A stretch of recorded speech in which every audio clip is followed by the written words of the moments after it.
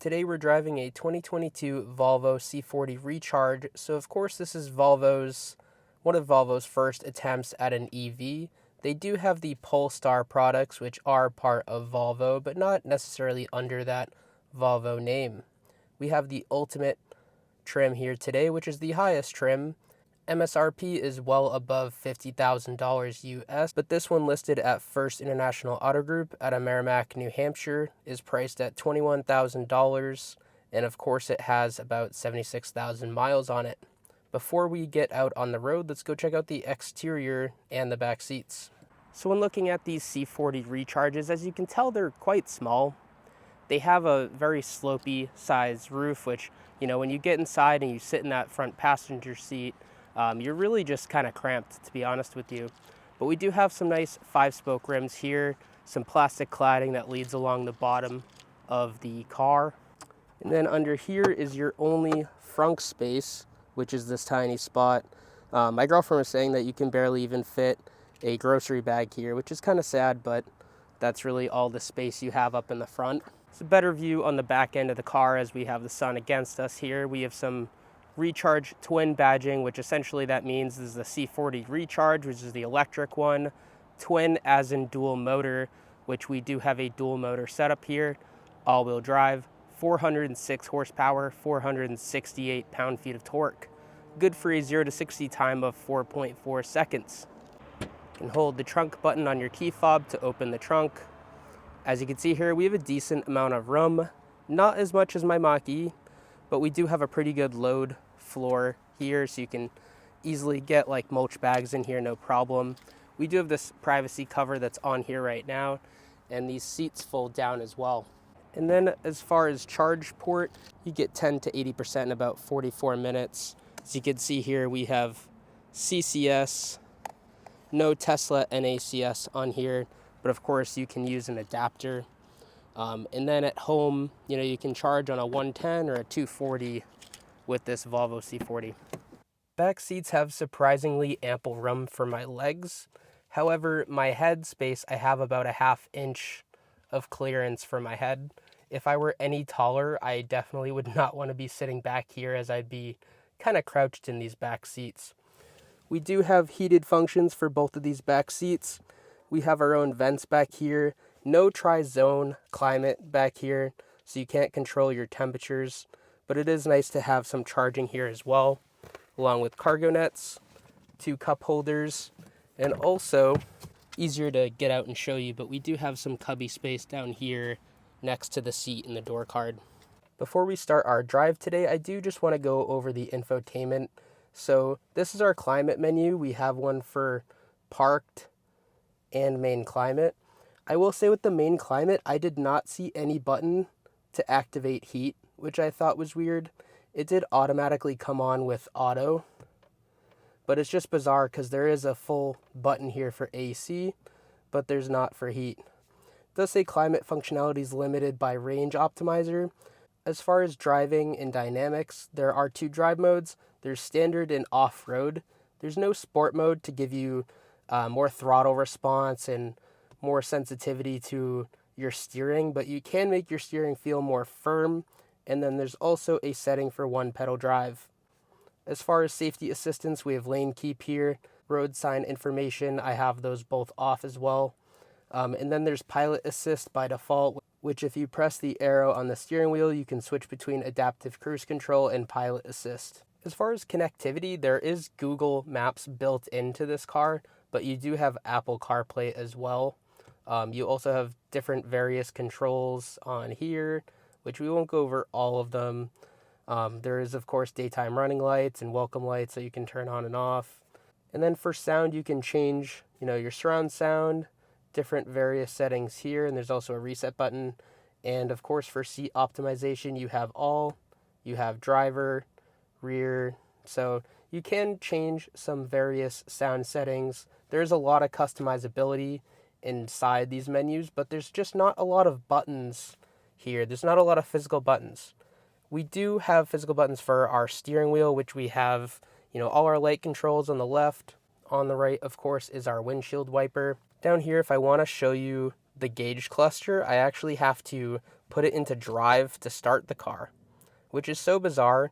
You can't have it in park and start the car. So basically, if you want to turn everything on, which is really just the gauge cluster because our infotainment screen still works here, but if you want to turn everything on, you actually have to put it in drive and then put it back in park when you get in the vehicle, which I find to be a little odd. We have our range indicator here. 73% is indicating 140 miles. It is a cold morning up here in New England. It was like 40 this morning, so that is just a little rough as far as full range. We have 226 miles EPA range, so definitely not your ideal amount for an EV, especially when a lot of them are just at that 300 mile mark. Having 226 is definitely not appealing for owning an EV, especially in New England where our winter months you lead to a lot worse efficiency. But a 73 kilowatt hour battery, this car is actually pretty light with a curb weight of 4,700 pounds. So it is a lighter, smaller EV than a lot of the market. So while we're stopped here, let's talk about this ultimate trim. So we have heated seats for all 4 passengers.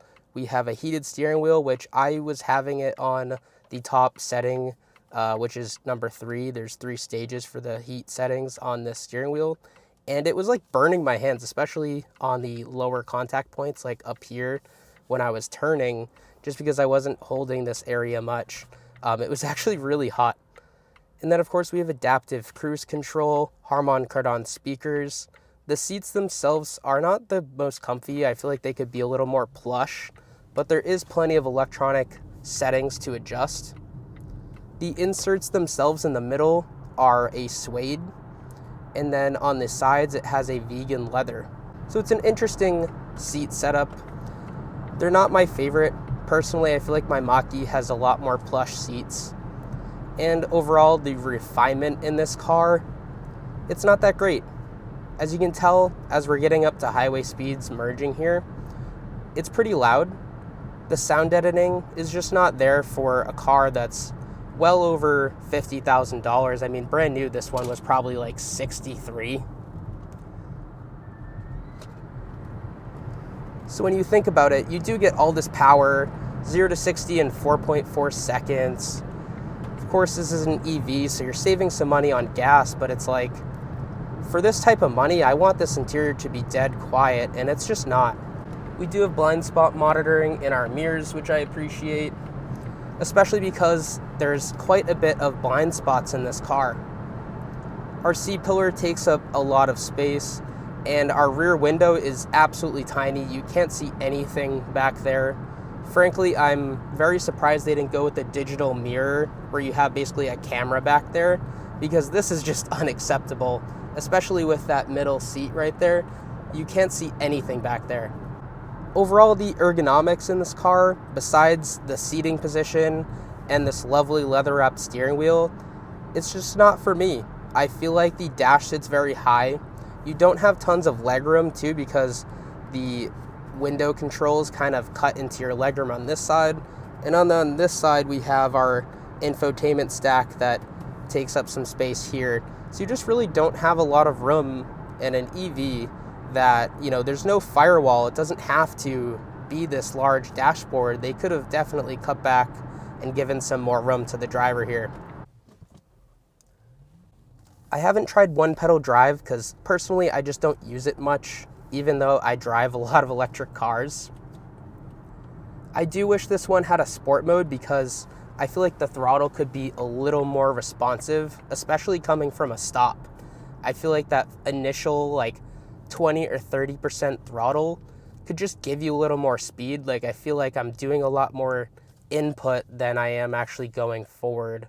I just feel like it's not very linear in terms of how much effort you're putting into that throttle to how fast you're actually moving off the line. But once you get going, it basically feels normal. I mean, I wouldn't really change a thing once I'm getting going. I do feel like the steering in the less stiff version is fine. We are going to try it, the steering wheel firm and see how that kind of pans out. But I can't really make a comment on that now. We'll come back to that later.